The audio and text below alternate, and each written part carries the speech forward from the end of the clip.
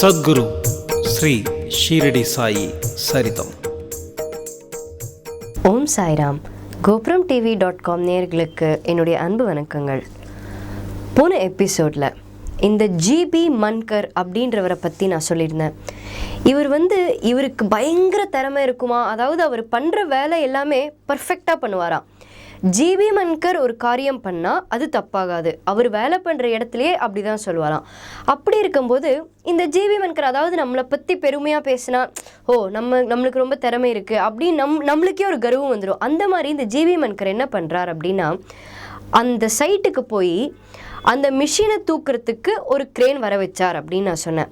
ஆனால் இந்த ஜிபி மன்கருக்கு அந்த கிரேனால் இந்த மிஷினோட வெயிட்டை தாங்க முடியாது அப்படின்ற நாலேஜ் இல்லை. எல்லா மனுஷங்களுக்கும் நடக்கிறது தான் அது. இவருக்கு அது புரியாத போது அந்த கிரேன் விரிசல் விடும்போது தான் இவருக்கு தெரியறது, ஷிஷோ இந்த மிஷினோட வெயிட் இந்த கிரேன் தாங்காதா, இது நம்மளுக்கு தெரியாமல் போயிடுதே. இப்போ இந்த மிஷின் கீழே விழுந்துருது அப்படின்னா அங்கே இருக்கிற அத்தனை பேர் இறந்து போயிடுவான்னு அவருக்கு தெரிஞ்சு, இந்த ஜிபி மன்கருக்கு ஒரே வழி, இதுவா எல்லாரையும் காப்பாற்றணும், தன்னையும் காப்பாற்றிக்கணும், இந்த மிஷினையும் காப்பாற்றணும், இந்த கிரேனையும் காப்பாற்றணும் அப்படின்னா அவர்னால எதுவுமே பண்ண முடியாது அப்படின்னு தெரியும். ஏன்னா மனுஷங்களுக்கு ஒரு சில விஷயங்கள் பண்ணணும் அப்படின்னா அது மனுஷங்கனால எல்லா விஷயத்தையும் பண்ண முடியாது. மனுஷனுக்கு ஒரு எல்லை இருக்குது. ஆனால் அந்த எல்லையெல்லாம் தாண்டி நம்மளுக்கு ஒரு காரியம் நடக்கணும் அப்படின்னா அதுக்கு ஒரே ஒரு ஆள் பண்ண முடியும்னா நம்ம குரு. அப்போ அவர் என்ன நினச்சிக்கிறாருன்னா, நம்ம குரு பாபானால மட்டும்தான் பண்ண முடியும் அப்படின்னு கையேந்தி கூப்பிட்றாராம். பாபா நீ கண்டிப்பாக இங்கே காப்பாற்றணும், உன்னை தவிர வேறு யாருமே என்னை காப்பாற்ற முடியாது, இவ யாரையும் காப்பாற்ற முடியாது அப்படின்னு சொல்லி கையேந்தி பாபா காப்பாற்று அப்படின்னு உடனே அடுத்த செகண்ட், அவர் வேண்டின அடுத்த செகண்ட் அந்த இடத்துல ஃபுல்லாக ரோஜா பூ மனமும் ஊதுபத்தி வாசனையும் ஃபுல்லாக நிரம்பி இருந்துதான். அந்த வாசனையை அப்படியே அவர் அந்த வாசனையை மோந்து பார்க்கும்போதே அவருக்கு ஒன்று புரிஞ்சுது, வேற யாரும் கிடையாது, பாபா மட்டும்தான் இங்கே வந்திருக்கார் அப்படின்னு. ஆனால் அங்கே வேலை பண்ணிட்டு இருக்கிற நூற்றுக்கணக்கான பேருக்கு பயங்கர கோபம் வந்துதான். எதனாலன்னா, இங்கே கிரேன் விரிசல் விட்டுருக்கு, நம்ம எல்லாரும் சாக போகிறோன்ற நேரத்தில் எவன்டா அது இங்கே ரோஜா பூ வச்சுட்டு ஊதுபத்தி ஏற்றின்னு இருக்கிறது, அந்த அளவுக்கு தைரியம் யாருக்கு இருக்குது அப்படின்னு ஜிபி மன்கர் கிட்டே அவள் கேட்குறாளாம். அப்போ ஜிபி மன்கர் ஒரே வார்த்தை தான் சொன்னாரா, அங்கே பாபாவை பார்க்கல, யாரையும் பார்க்கல, ஜிபி மன்கரும் பார்க்கல, வேற வேலை பண்ணிட்டு இருக்கிற யாரும் பார்க்கல. ஆனால் ஜிபி மன்கர் ஒரே விஷயம் சொன்னாராம், நீங்கள் கவலைப்படாமல் வேலை பண்ணுங்க, நம்ம யாருக்கும் எதுவாகாது, என்னோட பாபா வந்தாச்சு அப்படின்னாராம்.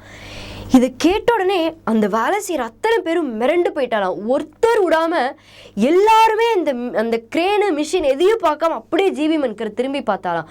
என்னடா இவ்வளோ தைரியத்தோட சொல்கிறார், பாபா வந்துட்டார், அந்த பாபா என்ன பண்ண முடியும், பாபா வந்துட்டா, ரோஜாப்பூ வாசனை இருக்குது, ஊதுபத்தி வாசனை இருக்குது, எல்லாம் சரி. ஆனால் அந்த பாபானால இந்த விரிசல் விட்ட கிரேனை என்ன பண்ண முடியும்? இத்தனை மனிதர்கள் இருக்கும்போது, யாருனாலையும் எதுவும் பண்ண முடியாமல் இருக்கும்போது, ஒரு மனிதனாக வர பாபா இந்த கிரேனை என்ன பண்ண முடியும் அப்படின்னு கேட்ட உடனே இந்த ஜிபி மன்கர், அவள் ஓப்பனாக கேட்குறாளாம் ஜிபி மன்கர் கிட்ட. அப்போ ஜிபி மன்கர் சொல்கிறாராம், நீங்கள் நான் சொல்கிற வார்த்தையை மட்டும் எடுத்துக்கோங்க, என்னோட அப்பா வந்துட்டே இருக்காரு அப்படின்னாராம். அப்போ இந்த கூட இருக்கிற வேலை செய்கிற எல்லாரும் கேட்குறாங்க, என்ன நீங்கள் முதல்ல பாபான்றீங்க, இப்போ உங்கள் அப்பா வராருன்றீங்க, உங்கள் அப்பா நல்லா என்ன பண்ண முடியும், எவன் உங்கள் அப்பா, எவன் உங்கள் பாபா அப்படின்னு ஆக்ரோஷமாக கேட்ட உடனே ஜிபி மன்கருக்கு மனசில் கோபம் வரல. என்னடா அப்படி மரியாதை இல்லாமல் பேசுகிறாளே, என்னோட பாபாவை பற்றி புரிஞ்சுக்காமல் பேசுகிறாளேன்னு கோவம் வரல. ஆனால் ஒரே விஷயம் மனசில் நினச்சிக்கிறாரு, பாபா எனக்கு நீ யாருன்னு தெரியும், இவா எல்லாருக்கும் நீ யாருன்னு காமிச்சா எனக்கு எந்த அளவுக்கு உன் மேலே நம்பிக்கையும் பொறுமையும் இருக்கோ அதே நம்பிக்கையும் பொறுமையும் அவளுக்கும் வரும், என்னை காப்பாற்றுவேன் அப்படின்னு நம்பிக்கையோட அவர் சொல்கிறாராம். நீங்கள் நான் சொல்கிறத கேளுங்க, எதை பற்றியும் கவலைப்படாமல் அந்த கிரேனோட வேலையை நீங்கள் எல்லாரும் பாருங்கள் அப்படின்னு சொல்லும்போது அந்த கிரேன் விரிசல் விட்டுந்தான் இருக்கு. ஆனால் அந்த கிரேன் உடையாமல், அந்த கிரேன் அந்த மிஷினை எந்த விதமான ஒரு டிஸ்டர்பன்ஸும் இல்லாமல், அந்த மிஷினுக்கு எந்த விதமான ஒரு பிரேக்கேஜும் இல்லாமல், அந்த மிஷின் ஒரு துளி கிராக் கூட இல்லையா, கரெக்டாக அந்த மிஷினை போய் பிளேஸ் பண்ணிடுதான். இது பார்த்த உடனே இந்த ஜிபி மன்கர் அழுதுண்டே சிரிக்கிறாராம். ஆஹா, நம்ம பாபா இவ்வளோ அழகாக பண்ணிட்டாரே, இதுக்கு மேலே நம்மளுக்கு யார் ஒரு உதவி பண்ண முடியும். அப்போது இந்த ஜிபி மன்கர் சொல்கிறார், நீங்கள் எல்லாரும் எவன் அவன் அப்படிலாம் கேட்டீங்க, பாபா யாருன்னு கேட்டீங்க. இப்போ தெரிஞ்சுக்கோங்க, இது மிஷினுக்கு மட்டும் பாபா காமிக்கலை, நம்மளுடைய நிதர்சன வாழ்க்கையில் அந்த இடத்துலையே ஜிவி மன்கர் இதெல்லாம் பேசுகிறாராம். உங்களோட வாழ்க்கையிலேயே, நம்ம எல்லாரோட வாழ்க்கையிலையும் கண்டிப்பாக ஒரு விரிசல் ஏற்பட்டிருக்கும். இந்த மிஷினுக்கு மட்டும், கிரேனுக்கு மட்டும்தான் இந்த விரிசலாக கிடையவே கிடையாது. அதுக்கு மேலே மனுஷங்களுக்கு வாழ்க்கையில் நிறைய விரிசல் ஏற்பட்டிருக்கலாம், இனிமேலும் ஏற்படலாம். இப்போ இல்லை, இந்த நிதர்சன வாழ்க்கையில் உங்களுக்கு அந்த விரிசல் இருக்கலாம். ஆனால் இந்த விரிசலை எதை பற்றியும் கவலைப்படாமல் இந்த ஜிவி மன்கர் எந்த அளவுக்கு பக்தியோட ஒரு கிரேனை நீ சரி பண்ணணும் பாபா அப்படின்னு கூப்பிட்டதுக்காக பாபா ஓடோடி வந்தாரோ, நம்ம வாழ்க்கையிலையும் எந்த கஷ்டமாக இருந்தாலும் சரி நிச்சயமாக ஏதோ ஒரு ரூபத்தில் வருவார். இந்த ரோஜாப்பூ வாசனை இதெல்லாம் இன்றைக்கும் நடக்கிறதா அப்படின்னு நிறைய பேருக்கு ஒரு கேள்விக்குறி. நிச்சயமாக நடந்துட்டுருக்கு. இது நிறைய பேர் எக்ஸ்பீரியன்ஸ் பண்ணிட்டு இருக்கிற ஒரு விஷயம்.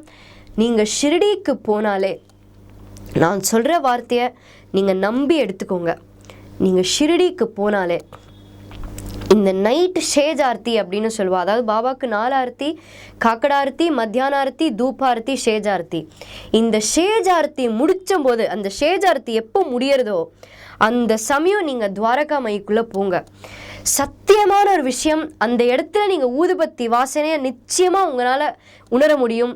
அது நான் உணர்ந்திருக்கேன், நிறைய பேர் உணர்ந்திருக்கா. ஏன்னா பாபா அந்த இடத்துல நடமாடிண்டே இருக்கார். அதுவும் இந்த வியாழக்கிழமை இந்த ஊர்வலம், சாவடி ப்ரொசஷன் ஷிரடியில் நடக்கும், சாவடி ஊர்வலம் நடக்கும். அப்போ எல்லாம் அந்த டைமில் எல்லாம் பாபா அந்த சாவடி ஊர்வலத்தில் கூட போயிட்டே இருக்கார். இன்றைக்கும் நடக்கிறது. நிச்சயமாக ஷிரடிக்கு போனீங்கன்னா தவறாமல் வியாழக்கிழமை உங்களால் போக வாய்ப்பு கிடைச்சது அப்படின்னா இந்த சாவடி ஊர்வலத்தில் பாபாவுடைய பல்லக்கு தூக்கின்னு போவா. அந்த பல்லக்கில் பாபா உட்காண்டு ஹுக்கா பிடிச்சுன்னு இருக்கிறத கண்ணால் நான் பார்த்துருக்கேன், நிறைய பேர் பார்த்துருக்கா. இது நான் எப்படி பார்த்தேன்னா, எனக்கு ஒரு பாபா பக்தை சொன்னான், பாபா அதுக்குள்ளே ஹுக்கா பிடிச்சுன்னு இருக்கார். அந்த படத்தில் நிஜமாக அங்கே உட்காண்டு, படமாக இல்லை, பாபா அந்த பல்லக்கில் பாபா உட்கார்ந்துட்டு ஹுக்கா பிடிக்கிறார். இது என்னால் மட்டுமா, இல்லை சில பக்தர்களால் மட்டும்தான் உணர முடியுமா? இதெல்லாம் கிடையவே கிடையாது. கடவுள், மனுஷங்க தான் பார்ஷியலாக இருப்போம், கடவுளுக்கு யார் மேலேயும் பார்ஷியாலிட்டி கிடையாது. மனசார பக்தியோட அழுது வேண்டுங்க, ஷிரடிக்கு உன்னை நான் பார்க்கணும் பாபா அப்படின்னு சொல்லிட்டு போங்க. நிச்சயமாக காட்சி கொடுப்பார். எப்படியாவது ஒரு இடத்துல நீங்கள் பாபாவை பார்ப்பீங்க. இது இன்றைக்கும் பக்தர்கள் உணர்ந்துட்டு இருக்கிற ஒரு விஷயம். இந்த வேப்ப மரத்துக்கிட்ட போனாலும் சரி, குருஸ்தானத்துக்கு போனாலும் சரி, சமாதி மந்திரில் இருந்தாலும் சரி, துவாரகாமைக்கு போனாலும் சரி, பாபா நடமாடின்னு இருக்கார். இன்றைக்கும் வாழ்க்கையில் உயிரோடு இருக்கார், இந்த உலகத்தில் உயிரோடு இருக்கார். இந்த மாதிரி பாபா நிறைய பேருக்கு நிறைய லீலைகள் பண்ணிட்டு இருந்தார், இப்பயும் பண்ணிட்டு இருக்கார். அந்த மாதிரி பாபா உயிரோடு இருந்த காலத்தில் சந்திராபாய் போர்கர் அப்படின்ற ஒரு அம்மையாருக்கு அருமையான ஒரு லீலை பண்ணார். அந்த அம்மையார் நினச்சி பார்க்க முடியாத அளவுக்கு ஒரு லீலை. அந்த லீலை என்ன அப்படின்றத நம்ம அடுத்த எபிசோடில் பார்ப்போம். நன்றி, வணக்கம். ஓம் சாய்ராம்.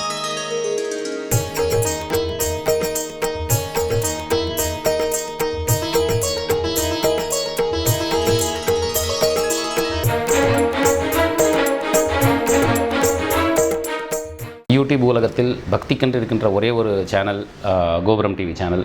இதில் பக்தி மட்டும் இல்லை, பல விஷயங்களை சொல்கிறாங்க. அதில் முக்கியமாக நாயன்மார்களின் அருள் வரலாறு, ஷீரடி சாய்பாபா அவர்களின் வரலாறு, 12 ஆழ்வார்கள் பற்றிய தொகுப்பு, மகா பெரியவர் பற்றிய ஆய்வுகள், ஜோதிடம் ஒரு ஆய்வு, அப்புறம் ஆன்மீக அதிசயங்கள், இது அனைத்தும் ஒவ்வொரு நேரத்துலையும் அவங்க டெலிகாஸ்ட் பண்ணுறாங்க. இந்த பிஸியான காலகட்டத்தில் நீங்கள் இதெல்லாம் பார்க்கணும். ஏன்னா நமக்கு தேவை எதையும் கொண்டு போக போகிறதில்ல, கொண்டு போவது இறையர்களை மட்டும்தான். இறையர்களை கொண்டு போகணும்னா இதெல்லாம் பார்க்கணும், இதை பற்றி தெரிஞ்சுக்கணும். ஸோ இறைவன் நன்றி ஒரு அணுவும் அசையாது. ஸோ தயவு செஞ்சு எல்லோரும் கோபுரம் டிவி சேனலை சப்ஸ்கிரைப் பண்ணுங்கள், லைக் பண்ணுங்கள், ஷேர் பண்ணுங்கள். விதம் விதமான பக்தி நிகழ்ச்சிகளை உங்களுக்காக தந்து கொண்டிருக்கிறது உங்கள் கோபுரம் டிவி. உங்களுக்கு பிடித்த நிகழ்ச்சிகளை லைக் செய்யுங்கள், உங்களுக்கு பிடித்த மாணவர்களுக்கு ஷேர் செய்யுங்கள். மேலும் சப்ஸ்கிரைப் செய்வதோடு மட்டுமல்லாது அருகில் இருக்கும் பெல் பட்டனை கிளிக் செய்து கோபுரம் டிவி நிகழ்ச்சிகளை உடனுக்குடன் தெரிந்து கொள்ளுங்கள். மற்றும் ஒரு மகிழ்ச்சியான செய்தி, கோபுரம் டிவி ஆப்பை கூகுள் பிளே ஸ்டோரில் ஃப்ரீ டவுன்லோட் செய்து கோபுரம் டிவி நிகழ்ச்சிகளை தொடர்ந்து கண்டுகளியுங்கள், பாருங்கள், ரசியுங்கள், பரவசமடையுங்கள். gopuramtv.com. பக்தி பக்திமயம்.